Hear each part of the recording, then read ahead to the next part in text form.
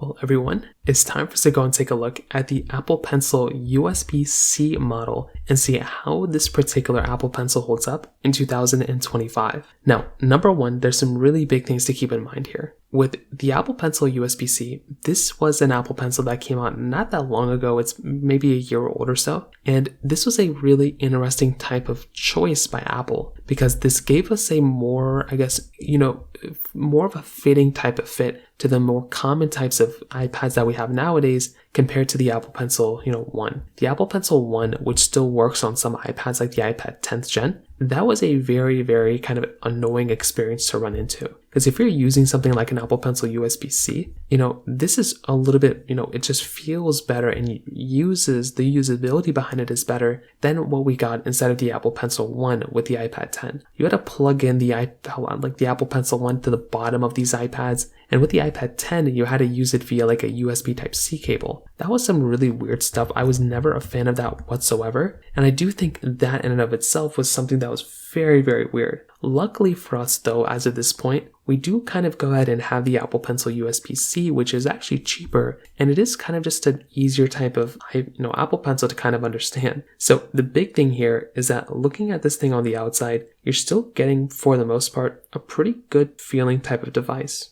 right? This thing looks pretty good. I think it performs pretty well for the most part. You have a little clasp at the very top of this Apple Pencil, which allows you to basically go through, and it basically, you can slide the top of this thing up, and then it goes through and you can actually use it as like, you can plug it in and you can go ahead and charge it. You can also connect to your iPad via this type of cable as well. And the reason why I like that so much is because it just holds up so much better than having to go through and having to essentially kind of like, mess around with it and, having to charge it via the bottom. So that is something that actually does help out a lot. And I think that in and of itself is a very big thing to keep in mind here. Now, on top of that, another very big thing to keep in mind here too, is that with the Apple Pencil USB-C, this thing is pretty affordable compared to some other Apple Pencils. So the Apple Pencil 2 and Pro are more expensive than this thing. And the only caveat or the main thing I don't like about this particular Apple Pencil is that it basically, you have to plug it in. You have to use it via a wired connection, which I think is kind of annoying at first, but you end up kind of getting used to it. So I feel like it's not the biggest deal in the world, but it would be kind of nice had you not had to go through and actually kind of mess around with it and use a wire and everything. But it is compatible with tons of different iPads,